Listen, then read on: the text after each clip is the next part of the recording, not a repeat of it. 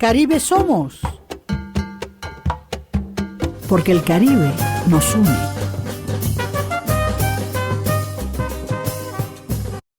El Caribe nos une en París, con África, con los estados del sur americano, con el Océano Índico, con los afrodescendientes del mundo, en la exhibición Paris Noir. Aquí comentaremos, y tú, Gustavo, nuestros oyentes, van a ser los primeros en saberlo. Pero, óigame, ¿quién dijo que la francofonía se detiene? ¿Qué va? Si estamos a 22 y esto sigue hasta el 30 de marzo con una próloga el 5 de abril del éxito tan grande de la extensión que tiene la programación.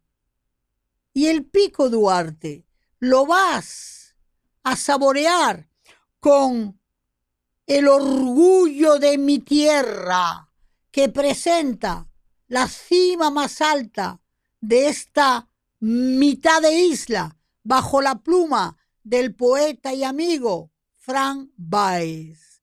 Pero no te muevas de ahí. Mira, el 25 aquí tenemos homenaje a Alain Delon en el marco de la francofonía. Vamos a hablar de Alain Delon. Y claro, aquí también se piensa, Gustavo, voy a tirarle al transporte y a la democracia. No hay democracia sin transporte público y sin movilidad ciudadana. Contigo, Delia Blanco. Por el mar de las Antillas anda un barco de papel. Por el mar de las Antillas. No, no es un barco de papel que anda hoy por el mar de las Antillas, Gustavo. Es un museo internacional, el más famoso del mundo, que se llama le Centre Pompidou de París, que con la exhibición Paris Noir, que arrancó ayer en la noche en París, que estábamos invitadas, pero imposible, con la francofonía no me pude mover. Y en esa exhibición, 150 artistas, están invitados los artistas del Caribe. ¿Quiénes están invitados? Dominicanos, Vicente Pimentel, Radamés Mejía, Silvano Lora, Cordero García, José Castillo, Alonso Cuevas, para crear una colectiva que demuestra al mundo, que le enseña al mundo la creatividad y los imaginarios de los artistas procedientes de África, del mundo afroamericano y del Caribe. El título, mi querido Gustavo, Paris Noir, París Negro, yo no hubiese dado ese título. Y voy a decir aquí por qué, porque voy a reflexionar sobre ese tema. Y es que ellos no son grandes porque son negros como artistas. Ellos son grandes porque esas poblaciones afrodescendientes vienen de África, vienen del Océano Índico, vienen del Caribe. ¿Y qué sucede en esos países? Que los imaginarios son inmensos. La capacidad de inventiva es inmensa. Y ellos llegan a París en los años, ¿verdad? 40, 50, con sus luces, con sus colores, con su mágico religiosidad, con su realidad épica y contrastada. Y traen todo eso al escenario de la posmodernidad, pero reciben de Occidente los movimientos que están en camino, que el surrealismo, ¿verdad? Que la abstracción lírica, que el arte povera. Entonces ellos, con su mundo caribeño, le dan a esas movidas y movimientos de las artes desde París, Montparnasse, Montmartre, etcétera y etcétera, le dan esa connotación. Por eso es, por ejemplo, que un artista como Silvano Lora viajaba a París con la conciencia social y popular de su tierra, sabía del fogón, sabía de la recuperación, del reciclaje, y cuando llega a Europa está de moda lo que se llamó el arte pobre, l'art pauvre, el arte pobre. Y ahí viene que Silvano Lora en una tela pega una cazuela, pega una cuchara, ¿me entiendes? Pega un sobrecito de café y hace un arte vanguardista. Pero ¿qué sucede también? Sucede que esos mundos están en busca de imaginarios, leyendas, sueños. ¿Y qué hace Wilfredo Lam? Wilfredo Lam se empapa del surrealismo cubano, ¿verdad? ¿Pero qué le mete al surrealismo? Los imaginarios de su obra mayor del 35, La jungla. Oh, ¿y qué pasa con Vicente Pimentel dominicano? Que se va de la Escuela de Bellas Artes con una beca para París y que él en sus figuras de mulatas y negras, en las cabelleras, ya tenía suelto el trazo negro, la línea, el enredo. ¿Y qué sucede? Que suelta la figuración, trabaja esa línea que ya la tenía secreta en Dominicana y se convierte allá en uno de los mayores artistas abstraccionistas líricos, coleccionado por la esposa del mismo presidente Pompidou, por la Fundación Cajard, por la Fundación Toubon, y de ahí de París se abre la carrera internacional. Entonces, esta exhibición Paris Noir nos pone en evidencia al Caribe en sus facturas. Más allá de los dominicanos están presentes los haitianos con Bárbara Prezo-Stephenson, Elodie Barthélemy, y de Martinica con el maestro Ernest Bruleur. De tal manera, mi querido Gustavo, que si aquí hay familias dominicanas que oyen nuestro programa, sepan que ustedes son los primeros en saber que el Centro Pompidou les espera desde ayer para ver la exposición Paris Noir, donde quien les habla tiene su humilde nombre pegado en un comentario en las paredes del mayor museo de arte contemporáneo. Tú ves, Gustavo, si uno lleva una vida coherente, cuando eres viejo te llegan los reconocimientos. Y ahí está Delia Blanco, escritora, curadora, hablando de los artistas del Caribe. No se pierdan Paris Noir.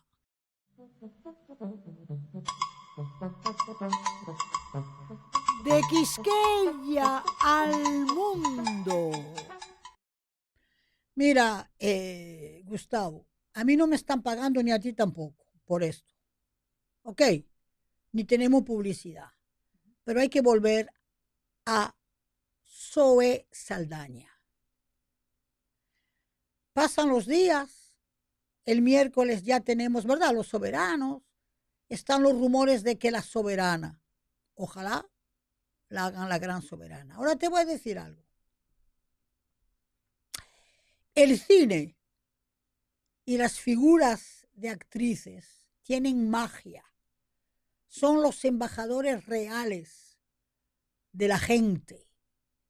Entonces, Zoe Saldaña, sí, claro, pone a Quisqueya en el mundo. En el mundo de una actriz mestiza, ¿verdad? Con una figura física muy propia de ella, larga, cuerpo bien trazado, todo bien dibujado, y que rompe con la idea con la idea de la mujer criolla o mulata o mestiza, que tiene que ser sencillamente alegre, ¿verdad? Y erótica. No, ella es profesional y ella es actriz. ¿Qué importa? ¿Qué importa? Importa que en el mundo entero está sonando su nombre. Los franceses dicen Zoe Saldaña, ¿ok? Los españoles, oye, la Zoe Saldaña. Los italianos, Zoe Saldaña. Y la gente, por las declaraciones que ella ha hecho, donde se reivindica dominicana, pone en el escenario a República Dominicana. Lo pone en un momento totalmente necesario, porque ella es atrayente de la industria cinematográfica. No salgamos del patriotismo patriotero. Sí, sí, sí, sí, sí, sí, sí. Nos sentimos felices, su reivindicación, ¿verdad? De descendencia. Pero de lo que hay que sentirse feliz, Gustavo, es de que ella puede ser propulsora, promotora de la industria cinematográfica y del arte cinematográfico, del drama cinematográfico. Óyeme, óyeme. ¿Quién se atreviera a hacer una peliculaza dominicana con Zoe Saldaña? Pero una peliculaza. ¿Quién se atreviera a coger esa figura de mujer y que interpretara cualquier heroína dominicana, que sea de popular o de otro sector? Pero mira, a nivel universal, tú sabes cómo yo la veo. Gustavo, cierra los ojos. Pégale una gardenia a Billie Holiday. Da esa figura, ese cuerpo, esa cara, da para una Billie Holiday. ¿Me entiendes? Ahora bien, hay que pensarlo, pero muy a fondo. ¿Qué vamos a hacer con Zoe Saldaña desde República Dominicana? Denle el soberano, estoy de acuerdo. Pero sobre todo, traten con ella y a través de ella el posicionamiento del país en la producción cinematográfica. Contigo, Delia Blanco.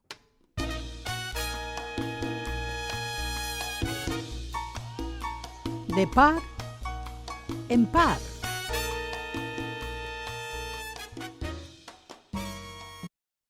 Amigos, miren, la democracia no funciona si no hay estructuras nacionales de servicio.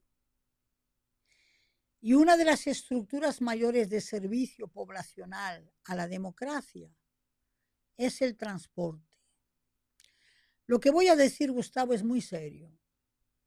Cuando tú tienes una estructura de transporte colectivo, social, que mejora la movilidad poblacional, no es la movilidad para el turista, ¿no? Es la movilidad para quien trabaja, desde el barrendero, ¿verdad? Hasta cualquier ministro o viceministro. Mira, Gustavo, yo soy de la generación Mitterrand en Francia. Lo primero que hizo François Mitterrand en sus reformas sociales fue ampliar el transporte público, hacer del tren de gran velocidad una conexión desde Francia con Londres, el tren que va debajo del mar, con Bruselas en hora y media, ¿ok? Con Ámsterdam, 2 horas 15. Pero no fue eso nada más, porque cualquier hombre de negocios que va en 2 horas a Ámsterdam, en 2 a Londres, en 1 y media a Bruselas, no tiene que utilizar su carro, no tiene que obstruir, no tiene que hacer nada de eso. Pero el transporte social, mira, tarjetas de movilidad para los estudiantes en las guaguas, en los metros, con un descuento de un 50%. ¿Ok? Tarjetas semanales para la guagua y el metro.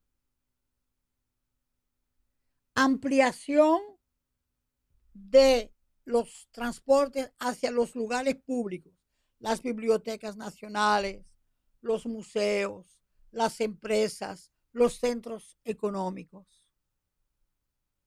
Porque no hay democracia sin liberación del transporte y sin la movilidad motriz de una sociedad. Que se pongan eso en la cabeza los dirigentes, que lo tienen que entender. Mira, para ilustrar esto yo voy a dar un ejemplo y lo voy a dar para que se entienda. Y esto no es tendencia política ni clientelismo lo que voy a contar. Cuando don Leonel Fernández creó la primera línea del metro, yo quiero que tú veas las estupideces que se decían, que si él creía que esto era un país continentalista, que si él creía que este era un país de avanzada, que si él creía patín, patín, patín, patán. Mira dónde va ahora el metro. Mira dónde van las extensiones que ellos inventaron. Otra gente inventó teleférico que no sirve para nada. ¿Me entiendes? Pero te voy a decir por qué eso fue importante. Cuando se creó la primera línea, mira, yo aplaudí, yo fui a la inauguración. ¿Por qué? Porque yo vengo de una sociedad del metro, de Francia. Pero tú sabes cómo eso aterrizó mi vida social. Gustavo, las carreras en la UAS se estaban vaciando porque un estudiante no podía pagar en aquel... ¿Sabes lo que eran 80 pesos para venir a la universidad? No podían.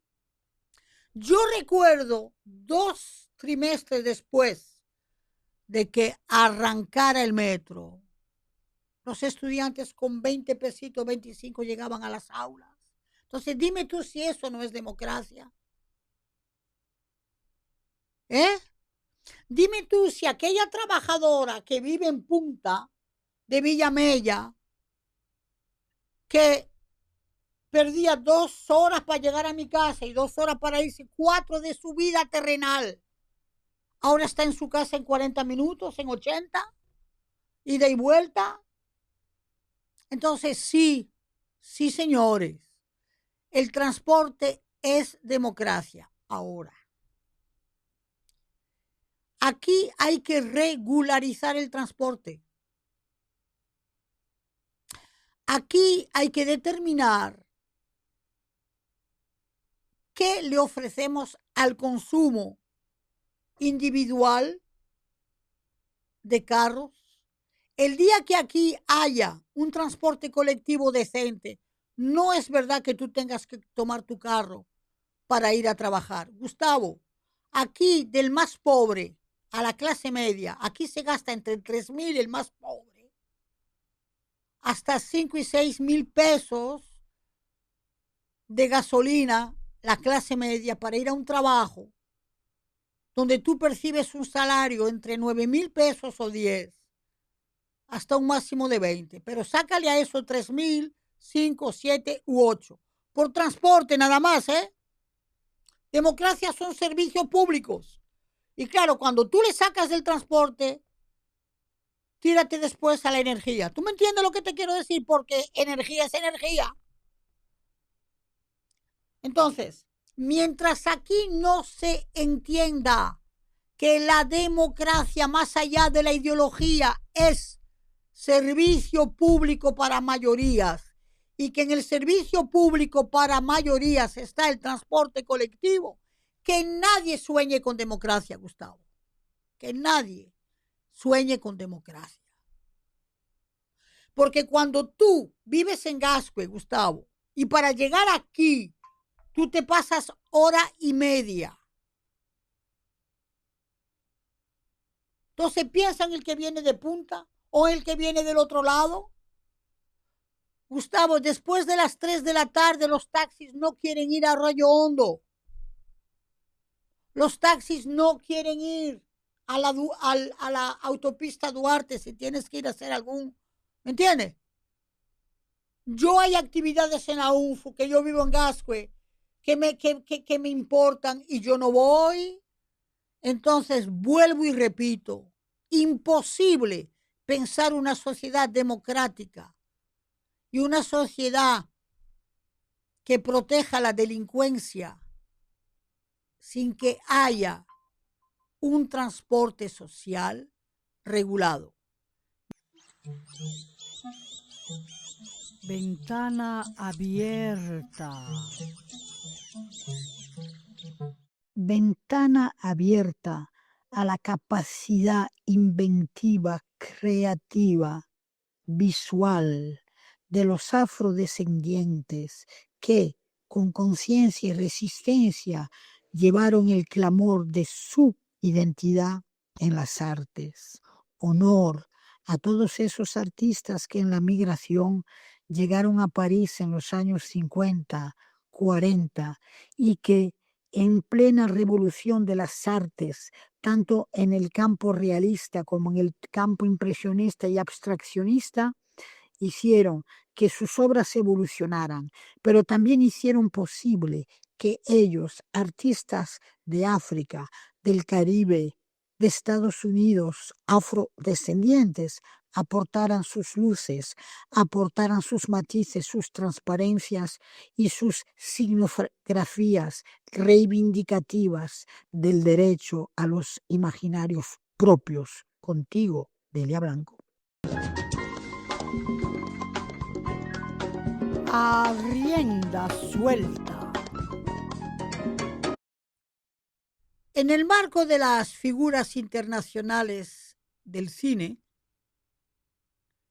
Francia ha dado figuras importantísimas, donde tanto los actores como las actrices han hecho antología emblemática de un cine francés que también es francófono, porque pertenece al cine que se expresa en lengua francesa. Recordamos de ese cine la insurgencia, la rebeldía, la rebelión extraordinaria de un cine de los años 60, 70 que tuvo en Jean-Luc Godard y en Truffaut la producción más intelectual y más atrevida del cine europeo, como otro aporte después de lo que estaba dando y dio el cine italiano. ¿Ok? Francia se impuso con Godard. ¿Y cuál fue la película? La película fue El desprecio, Le mépris, justamente la adaptación cinematográfica de una de las mayores y mejores novelas de Alberto Moravia, que escribió El desprecio, Le mépris. ¿Pero qué tenemos en esa novela? Tenemos a Brigitte Bardot. No sé si ustedes oyeron hablar de Brigitte Bardot, la figura rubia europea francesa que competía en charme, erotismo y exotismo con la figura americana de Marilyn Monroe. porque las rubias estaban de moda y las rubias atraían al público popular. Pero ese desprecio tiene también la figura de Michel Piccoli y es una novela de atracción cinematográfica dramática de un escritor que, obsesionado por su obra literaria, descuida a su mujer. Y su mujer es seducida, buscada por hombres que ven en ella una belleza exquisita y que él va a perder por falta de conciencia. Bien, esa es una de esas películas emblemáticas. Pero este año hemos perdido a una figura extraordinaria de la cinematografía francesa, Alain Delon. Y por eso es que aquí, en el auditorio de Funglode, el 25, 26 y 27, repito, queridos oyentes, 25, 26 y 27 de marzo, tendremos 3 novelas donde actúa esta figura Alain Delon, probablemente uno de los franceses más bellos de los años 60-70, que muchos recordarán en El Gato Pardo con Claudia Cardinale. Otros recordarán en el papel que interpretó de aquel señor judío en la película Monsieur Klein. Y otros lo recordarán como un felino sensual y sexual en la película La piscina con Romy Schneider, que fue el amor de su vida.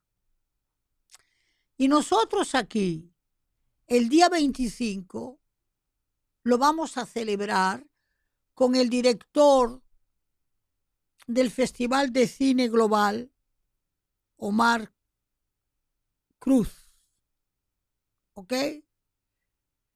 Lo vamos a celebrar con la película La Tulipe Noire, el tulipán negro, que es una figura emblemática de la novelística francesa y del cine de los años 70-80. Alain Delon representa la figura sensual, hombre difícil, Gustavo. Tremendo. Tremendo.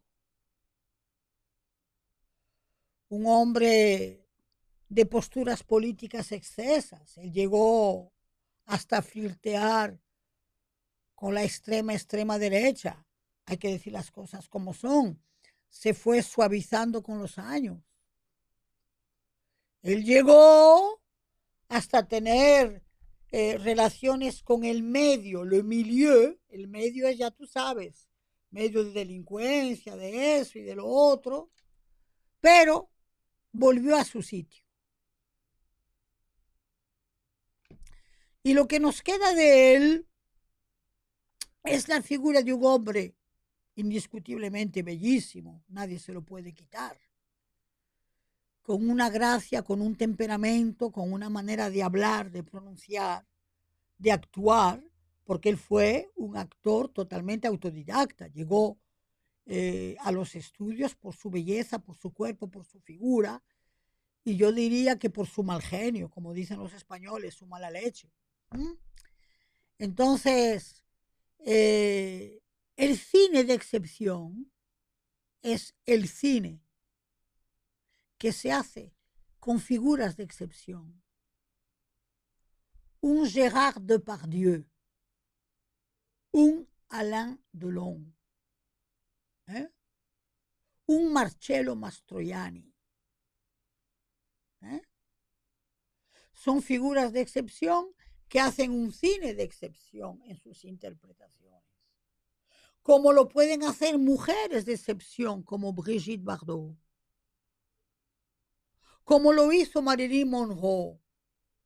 Era grande la Marilyn Monroe. Óyeme. ¿Y quién se va a olvidar de la falda que coge el aire del metro, Marilyn Monroe con su vestido blanco. ¿Y quién se va a olvidar de Marilyn Monroe cuando en Niágara se enfada con el marido que no le hace caso? Ella pone una música para bailar con él y ella coge el disco y lo rompe. ¿Quién se va a olvidar, por ejemplo, de figuras interpretativas como Catherine Deneuve, como Isabelle Huppert, como Vanessa Redgrave, como Jane Fonda? El cine de excepción, Gustavo, no es una producción de excepción, es una dirección de excepción y una figura de excepción. Y eso lo tiene el cine francés y el cine europeo, pero también el cine americano de los años 60, 80, cuando se hacía un cine con conceptualización. ¿Por qué? Porque el cine de excepción es una respuesta al cine de inversión hollywoodiano. Es un cine que piensa y que crea. Defendamos el cine de excepción, y el cine de excepción es muchas veces francófono. Contigo, Delia Blanco. Francofonía de las Américas. Francofonía des Américas. Ay, queridos amigos, pero esta francofonía tiene una variación de eventos que no se detienen. Me dicen que ayer comieron en ese festival gastronómico del centro siro-libanés de todas las variaciones de degustaciones francófonas, desde el quipe que tanto se vive en Dominicana, el hummus, hasta los pastelitos de los haitianos, hasta, digamos, el sancochito dominicano, hasta de todo se probó en ese festival, ¿verdad?, gastronómico de culinaria y gastronomía francófona, que puso a concursar jóvenes amantes y futuros grandes chefs que residen aquí en el país. Pero eso fue uno de los puntos. Pero viene otro evento importantísimo, muy importante, debo decirle. El día 26 a las 5 de la tarde, en la Escuela Nacional de Artes Visuales, quien les habla tendrá un encuentro taller con los estudiantes de la Escuela Nacional de Artes Visuales, ENAF, con motivo de rendir homenaje a lo que hemos mencionado al iniciar nuestro programa, rendir homenaje a esos artistas dominicanos que han tenido una trayectoria en París: Colson, Tobar, Lora, García Cordero, Radamés Mejía, José Castillo, Inés Tolentino. Vamos a hablar de esos artistas dominicanos contemporáneos cuya trayectoria ha marcado un hito en París. Entonces no te lo pierdas. Escuela Nacional de Artes Visuales. Contigo, Delia Blanco. Mar y tierra adentro. No dejen de hacer el viaje al Pico Duarte. Como dice Fran Báez, autor del libro Orgullo de mi tierra, el libro, ¿verdad?, El Pico Duarte, que tiene 320 páginas y que responde a los proyectos que tiene CCN, presentan este libro bajo la pluma de ese poeta, escritor y amigo, es nuestro amigo Fran Báez, todo lo que significa viajar al Pico Duarte. Entonces, estamos en una temporada de calor, pero estamos también en una temporada cuyo clima nos permite escaladar, caminar en ese pico sin tener, como diría yo, amenazas de lluvias o de desboces de tierra, y podemos hacer ese viaje si realmente nos preparamos bien. Se les invita a un viaje al Pico Duarte, ofrecido y merecido bajo una publicación extraordinaria que se titula El Pico Duarte en la pluma de Fran Báez. Este libro corresponde al proyecto de CCN Orgullo de mi Tierra. Aprovechamos aquí para invitarles a que realmente, aun siendo una temporada de calor, entiendan ustedes que es un momento privilegiado para subir al Pico Duarte si ustedes saben hidratarse, organizarse, si tienen buen material de caminata, buen material, digamos, de escalada. ¿Por qué? Porque aunque haya mucho calor, no hay lluvias, no hay deslices de terreno, los senderos están abiertos, los caminos, y lo pueden disfrutar en familia y en grupos. El Pico Duarte es un destino excepcional porque estamos en esta parte de la isla donde la tierra y la montaña es tan importante que el mar. Lo único que nos separa de la montaña es que realmente no se ha desarrollado todavía el turismo ecológico, geográfico, de aventura que una montaña de casi 3.000 metros y algo más se merece. Tienes en tu tierra el pico más alto de todo el Caribe, donde tú puedes hacer estadías con grupos, en familia y hasta tú solo, buscándote un guía que te lleve donde poder meditar. No te lo pierdas. Este libro, El Pico Duarte, te da muchas informaciones y muchos consejos. Contigo, Delia Blanco.